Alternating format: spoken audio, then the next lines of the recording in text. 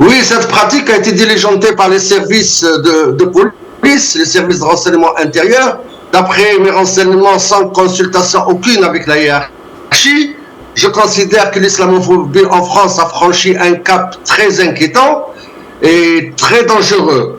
Cette opération de fichage ou de recensement des jeunes musulmans pour la fête de la Eid, naturellement, c'est une traque à l'égard des jeunes musulmans en France. Ceci, naturellement, c'est condamnable et inacceptable. Ce qui s'est passé en France, c'est la première fois où cela s'est passé.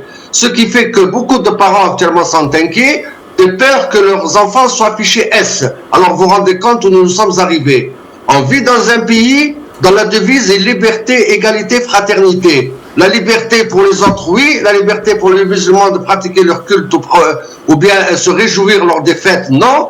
La fraternité, je ne vois pas beaucoup de personnes qui ont pris la plume pour dénoncer ce qui s'est passé. C'est vrai, à part le maire de Toulouse et certaines personnalités, mais pas des personnalités au niveau national, c'est uniquement au niveau régional. Donc, par conséquent, ce qui s'est passé, c'est scandaleux, c'est révoltant que je condamne avec force.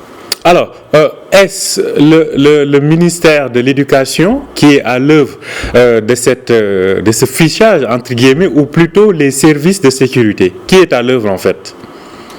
Non, ce n'est pas le ministère. Le ministère, il est resté silencieux jusqu'à maintenant, ce qui est incompréhensible, parce que le ministre de tutelle de l'enseignement aurait dû prendre position et condamner ce qui s'est passé.